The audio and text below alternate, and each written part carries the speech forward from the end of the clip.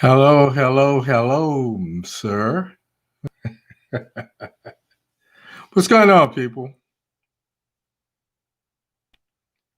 I guess this was a test of attrition. Um,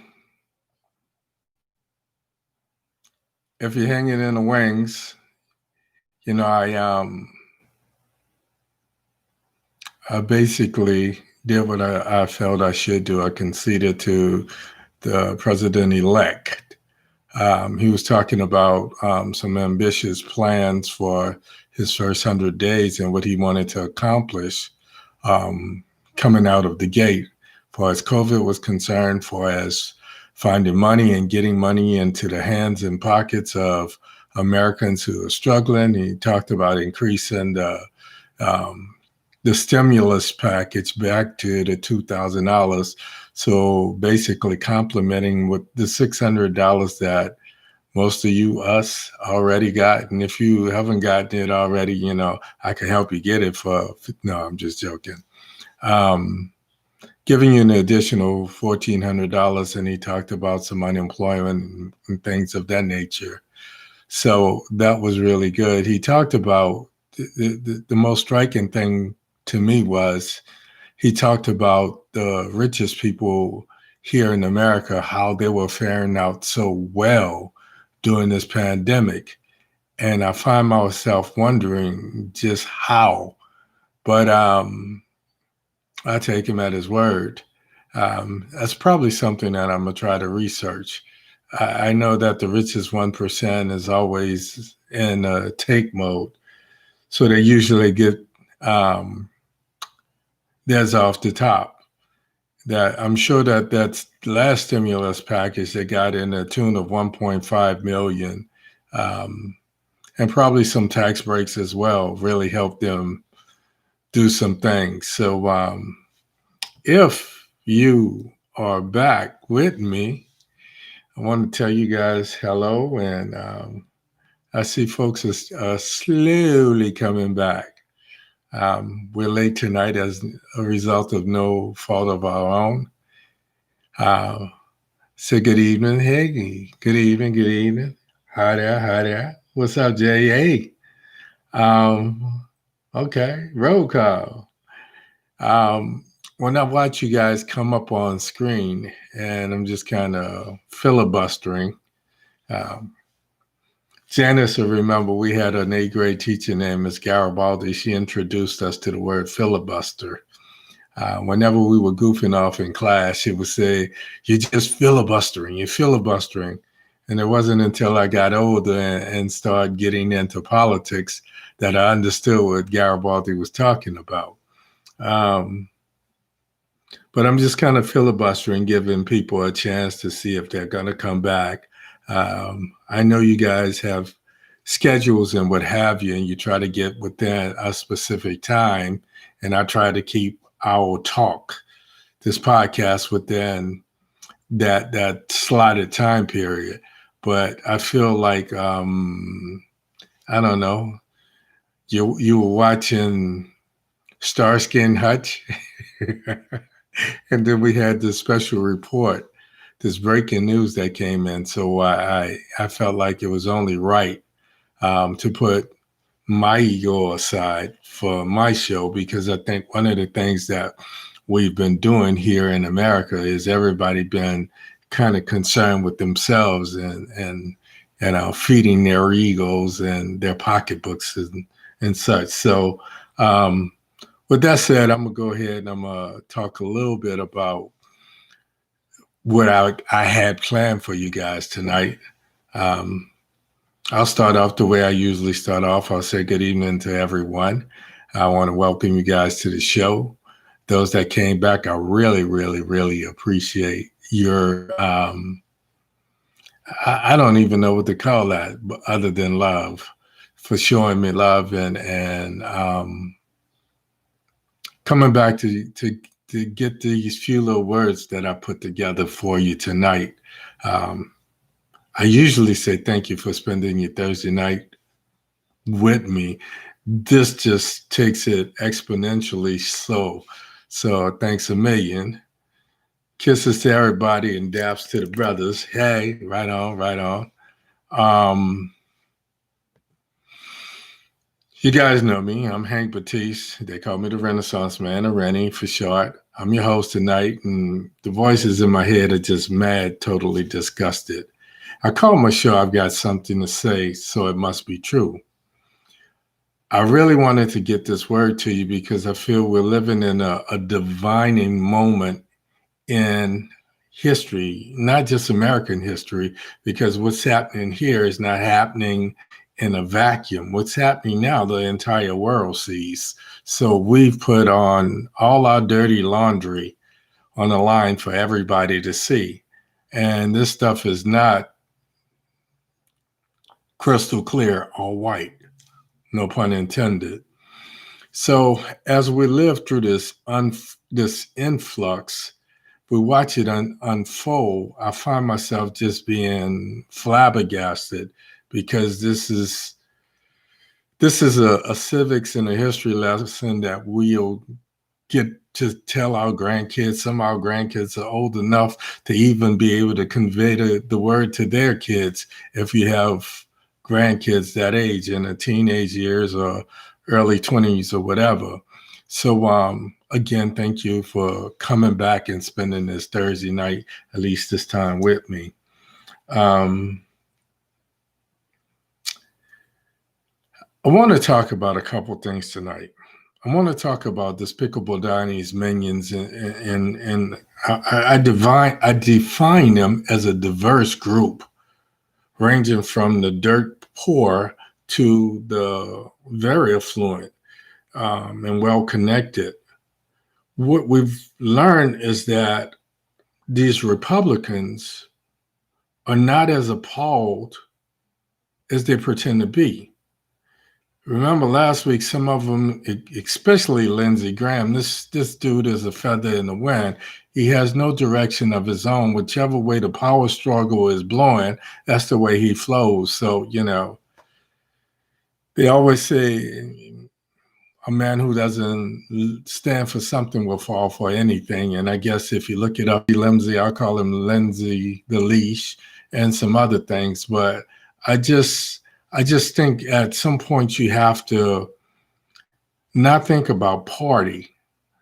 I think if you do what you're supposed to do, people are gonna work with you, and the message has integrity. So we see that these Republicans are not as appalled as they pretend to be, especially in respect to this coup attempt. Some of them were outraged, and then, a couple of days later, they were signing back on to the, checking their tickets and punching their tickets for the Trump train, just because they felt like, I'm up for re-election, and I just need to make sure that I don't piss off his minions. When we describe Donnie, when I describe him, I use several names. I call him Trumple Thin-Skin because, he takes everything personally. I call him despicable. I call him delusional. And then I refer to him as Trumpenstein because I feel like not only did the Republicans create this Frankenstein monster, they enabled him to a point where he's actually turned. Just like Frankenstein turned on Dr. Frankenstein and killed him, Trump has turned on the Republican Party. And he's taken them down it's not no rabbit hole, let's just say that. But when I think about the last 5 years that Donnie has been on the scene, on the political scene, he started off being a political joke. Nobody took seriously. And he went on to become this despicable, narcissistic egomaniac with a vocabulary that was devoid of the word sorry. He's shown that his dad raised him to be someone who just wants to win at all costs, no matter what the cost is, no matter who he has to step on, no matter whether it's morally correct or corrupt, he's going to do it if he if he sees it as a win, if it feeds his ego, if it feeds his agenda. So that's where he is. And we've seen that evolve over a period of 5 years. Now everybody's trying to kill this Frankenstein monster in the name of the Republican Party. Some have taken a stand. They're like those town people who come in with the torches and flames and trying to kill the Frankenstein monster. And others are like the scientists that just want to study it. Don't kill it. Don't kill it. I just want to see what it does and blah, blah, blah, blah, blah. So we see all of this going on. Tonight, we're going to talk a little bit about that, but we're also going to talk about what I call American domestic terrorists. And what we're going to do is talk about how they mirror Muslim extremists or terrorists. And the reason I decided to draw this parallel is because we know how vehemently, how zealously Americans wanted to just erase Muslims off the face of the earth, like all Muslims were extremists. What we're seeing now is we're seeing American folks, and it's not just white folks. About 99% of them are white, but they run the gambit.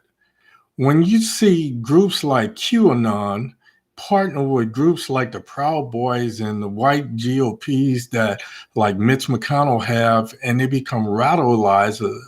I call it the radicalization or radicalism. And it's crazy because it has nothing to do with being dirt poor, being, poor white in a trailer park. It has nothing to do with the socioeconomic background, whether they're poor and disenfranchised or whether they're affluent and wealthy.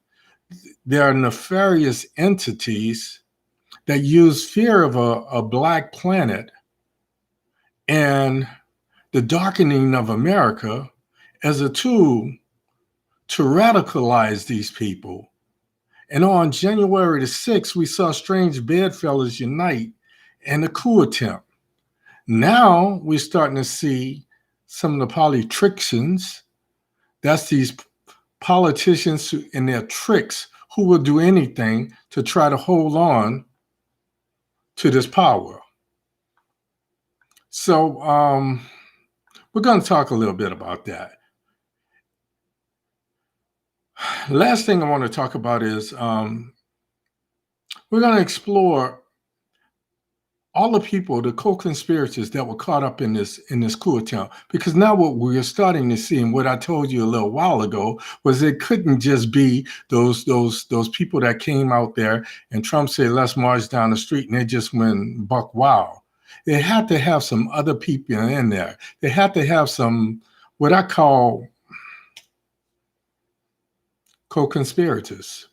So tonight, hold on, tonight's show is called White Radicalism and Walk and Chew Gum. I got something to say. So we're late, but let's omit the logic and get to it. First things first, let's call it for what it is. This was a failed coup d'etat. Skip the bullshit. There may have been seditious acts of violence, and I say it for months. This is a coup d'etat, plain and simple. When we see how Moscow Mitch and his pack and QAnon and the Proud Boys and all of these people working together, that's deep. And it's not going to change anytime soon. Because once you create a power vacuum, someone steps in to want to take over that power. So stand back and stand by. I call it a play on words. They call it spinning the story and changing the narrative. Why would those who choose to oppose all enemies, foreign and domestic, minimize what's really going on? Because they too are complicit. Folks, I can't say it enough. This was an inside job. Now we're hearing what we suspected all along. The domestic terrorists got past the Capitol's defense because they had a Trojan horse or two or three or five in Congress. Some were police from other jurisdictions that were responsible with coordinating with people like the sergeant at arms and some of the leadership of the Capitol Hill Police and in the House and the Senate. But let me digress for a minute. I told you I have this relationship with DC. I told you that I had an intimate relationship with Capitol because I dated someone who worked for Teddy Kennedy. But the U.S. Capitol is this huge monstrosity. It has all of these different chambers and halls and about 1,500 offices and meeting rooms and tunnels. So my question, and this is why I said it from the beginning, from the jump street, how could a few hundred or thousand people, some from Texas, some from Iowa and bumfuck Egypt, show up and assault these so-called hollow halls without a roadmap? Now we're hearing about people doing a dry run and being escorted by congressmen, not congressional aides, actual congressmen. Wrap your head around that. The fact alone upgrades this act of sedition to a coup d'etat. Fuck out of here. Get the fuck out of here. At first glance, we all saw the glaring disparity of how the Black Lives Matter protesters were planned for and how they were treated compared to the Trump-incited terrorists. Last week, I told you that I'd get to it later. Welcome to later. I knew that this would come out. I knew that some other people that were complicit would come out. What's done in the dark comes to the light eventually. I'm from New Orleans. There was a mafia don by the name of Carlos Marcellus. He had this infamous sign over his door leading out of his office. It said, now check this out, 3 people can keep a secret if 2 of them are dead. 3 people could keep a secret if 2 of them are dead. So not even knowing who the man was, I had an opportunity to come in contact because back then we lived in this diverse area. And I said it before, it was called the Irish Channel. And back then, we were the N-word. Some other people, the Jews were called kites, and the Italians were called David Guinea Wops, and the Irish were called Drunken Mix. So we all had one common enemy. It was the man who oppressed us and called us those names. So we hung out together. We shot marbles. We played spinning top. We rode skatemobiles. We did play football together. It wasn't until King got killed that everybody started going to their own tribe. And there was this separation of the masses. So when I saw this sign, and I didn't think about it until I'm watching this thing on Carlos Marcellus on TV, and they said it. And I remember some older people in my family making jokes about it, and it brought it back to my consciousness. 3 people can keep a secret if 2 are dead.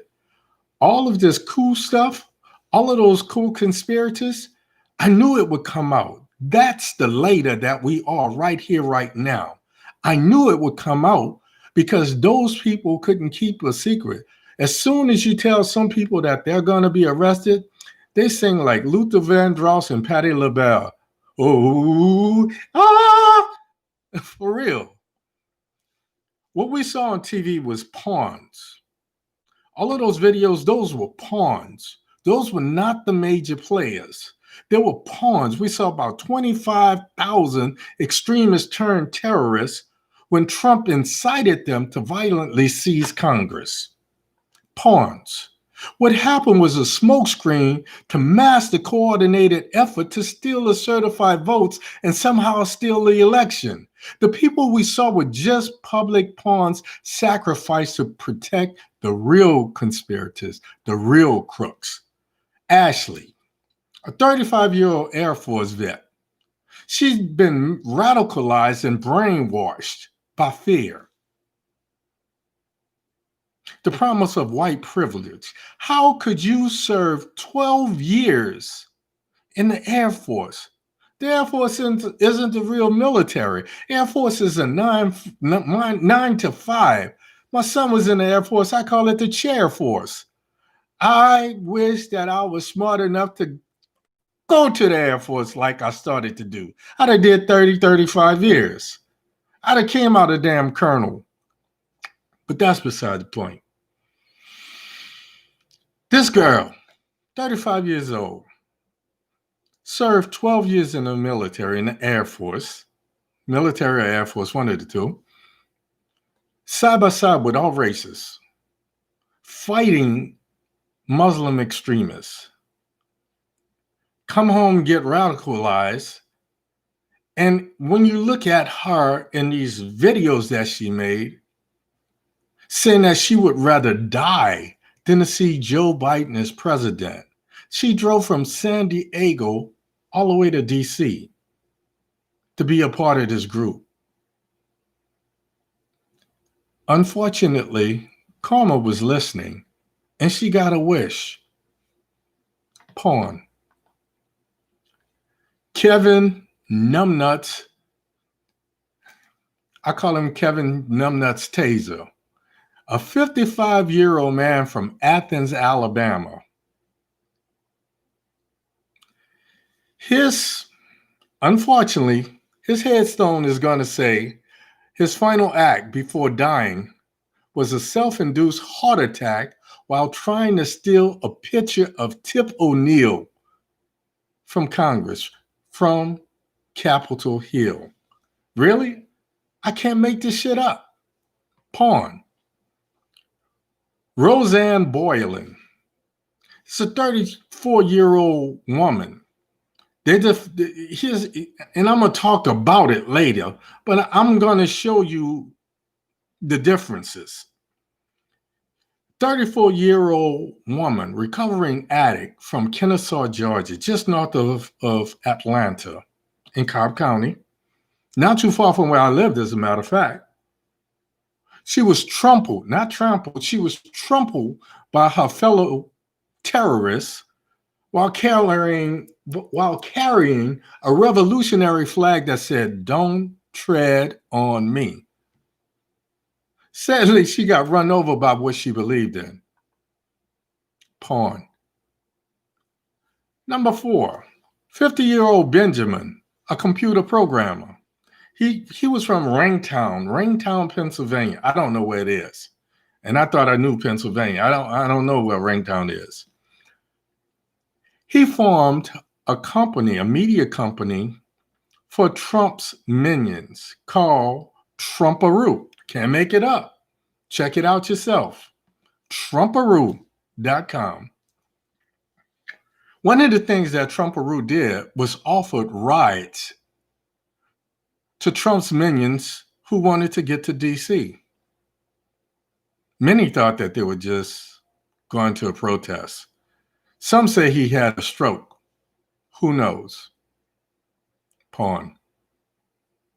Little did these 4 people, the one thing they had in common, little did these 4 radicalized people have in common, other than the fact that none of them knew that they were headed to their death when they went to support a demagogue by the name of Donald J. Trump.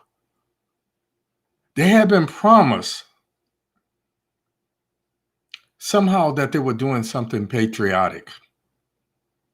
But the much bigger picture was they were being used by a Republican machine, political machine, that's opportunistically manipulating people for their own agendas. These ignorant, pawns, threw rocks, they assaulted police, they videotaped themselves committing felonious acts of violence and treason. Then they bragged to the media, to the Capitol Hill police, you didn't take the Capitol back. We gave it to you. Here's where I get pissed off. Here's where I get disrespectful to the dead. God forgive me.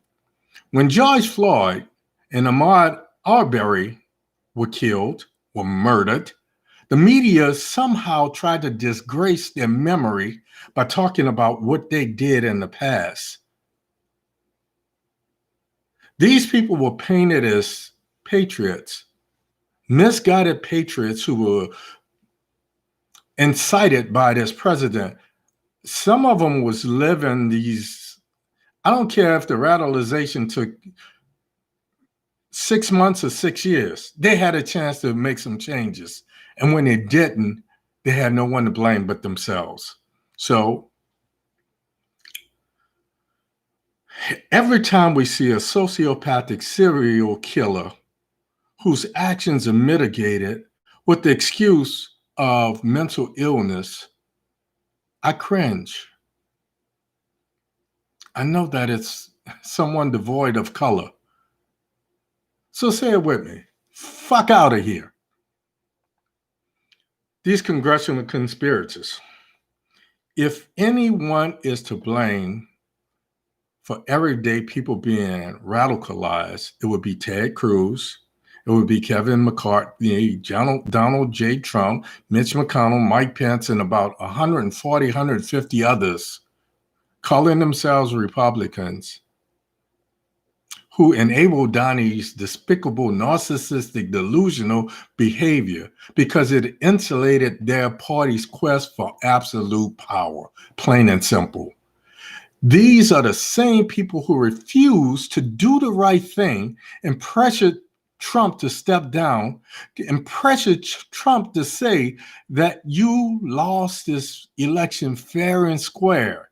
Call off your dogs. These are the same people who do not want to lose their political clout or the hundreds of millions of dollars in contributions by way of political action committees or PACs. These are the same people who coordinated and used groups like neo-Nazis, QAnon, Proud Boys, and many others, whose agendas are very, very different, but who are all fueled by one common denominator: hate or fear.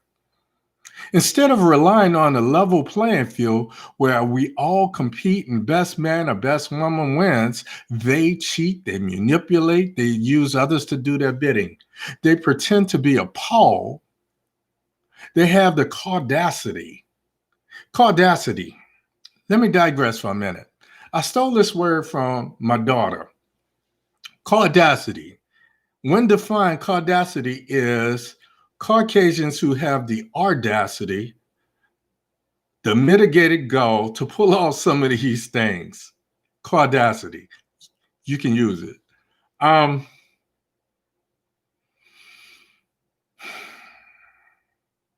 They cheat.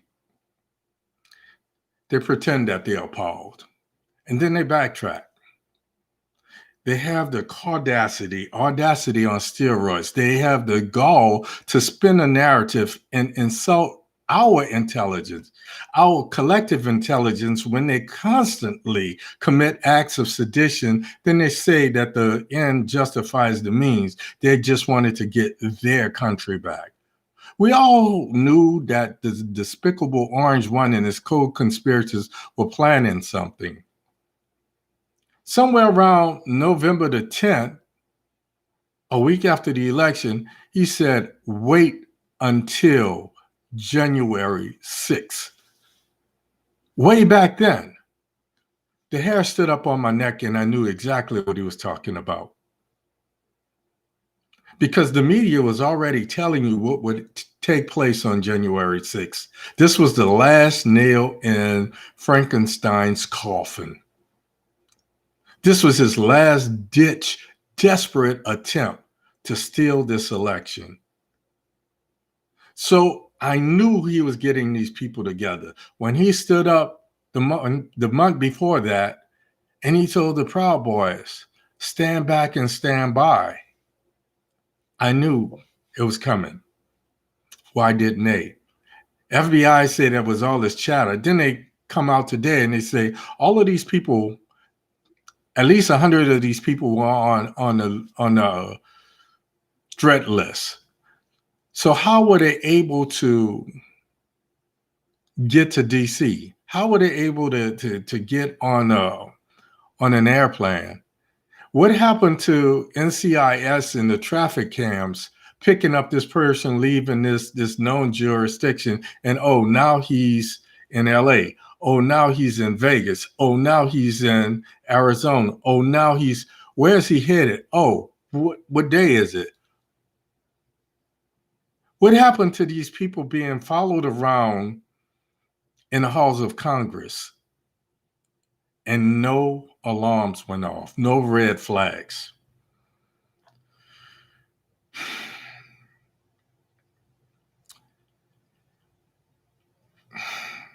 They allowed it to happen. Even after it happened, Mitch McConnell sat back and he pretended like he was going along. But I told you way back when that there was a parting of the seas. He saw the handwriting on the wall and he knew Trump wasn't going to win. So he had no more use for him. Trump had this idea that if I'm gone, then I'm going to take everybody down with me. What Mitch McConnell and Pence already knew is they had made a backroom deal. That's why Pence is acting so presidential now. That's why Pence suddenly has this change of heart and this thing we call a conscience. You're not fooling anyone. What about those 25,000, 30,000 or so supporters who did not know? What Ali and QAnon and the Nazis and the Proud Boys that traveled from Hawaii, they did not know that they were pawns. And there was a much larger con, people.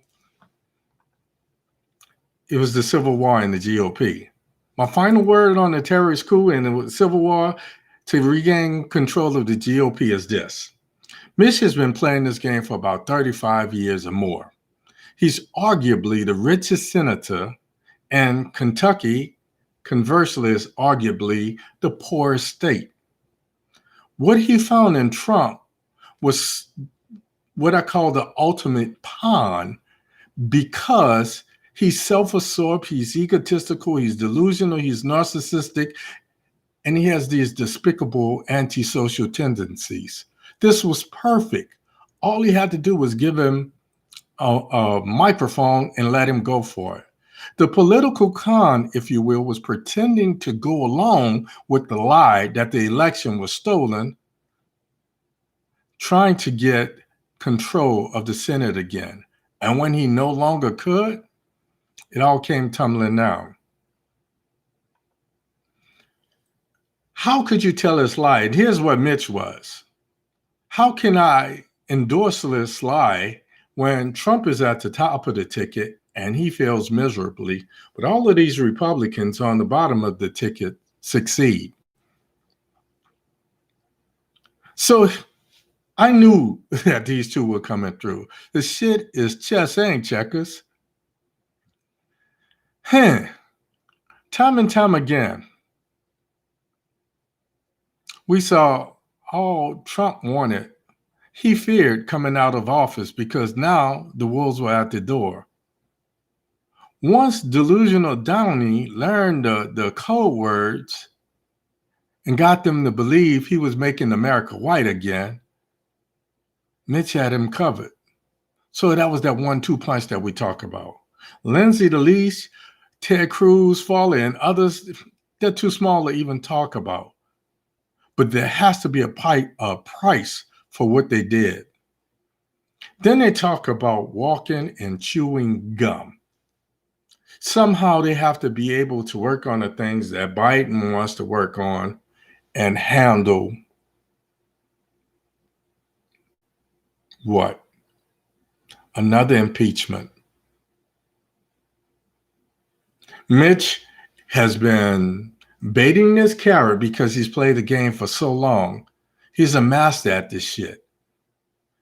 He's toying to figure out where the most money is, who's going to contribute the most to his PAC, Political Action Committee, so that he can get the people elected that he wants. He's smart enough to realize he has more power being a senator than the president of the United States.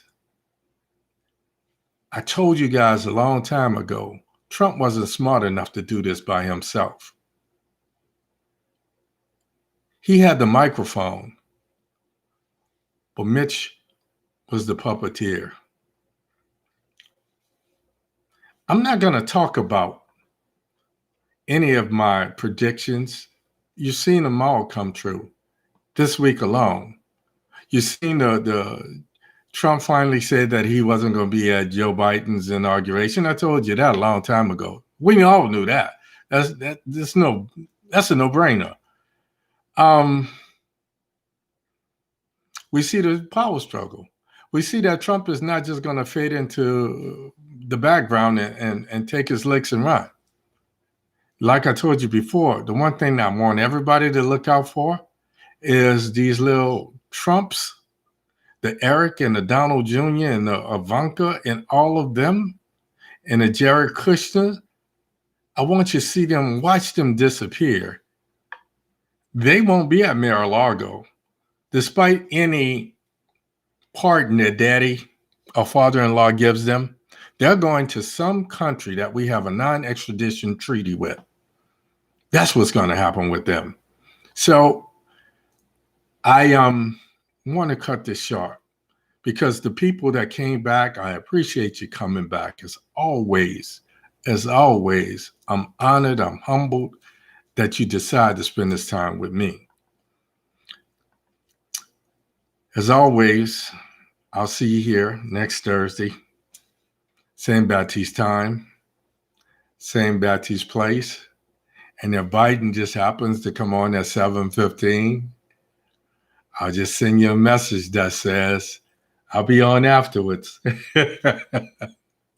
Same Baptiste time, same Baptiste place. As always important, folks, I'm Hank Batiste. The Renaissance Band, Rennie, love, peace, hair grease. We out of here. Thank you, folks.